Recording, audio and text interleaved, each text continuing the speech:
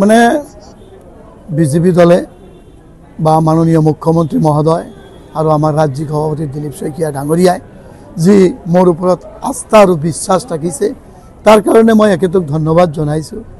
আৰু পলিটিক্সত কণ্ট্ৰভাৰ্চি চলে, এইবিলাক একো নহয়। আজি নীলেশ্বৰ ৰায়ো মোৰ ভাইটি।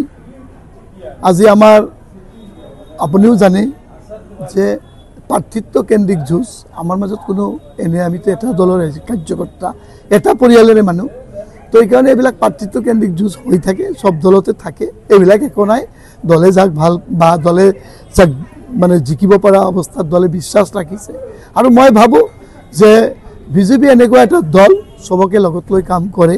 আমাৰ নীলেশ্বৰ ৰায় ডাঙৰীয়াকো আমি একেলগত ৰাখি কাম কৰিম আৰু আগন্তুক দিনত যে গুমা বিজেপি জিকা নিশ্চিত। এইটো কৰ্মীৰ মাজত এটা উৎসাহ থাকে আৰু কৰ্মীয়ে ইমান দিন যেনেকুৱা বিজেপিয়ে চব সমষ্টিত খেলা নাই, তো গুমাবাসী ৰাইজেও এটা মানে আতংকিত হৈ আছিল যে গুমাত বিজেপি খেলে নে নেখেলে।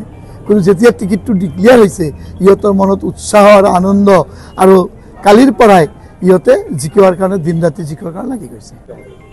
মই ভাবোঁ গুমাত মানে একদম পিছপৰা সমষ্টি, গুমা মানে গুমাই আৰু ইয়াত কাম কৰিবলগীয়া বহুত আছে।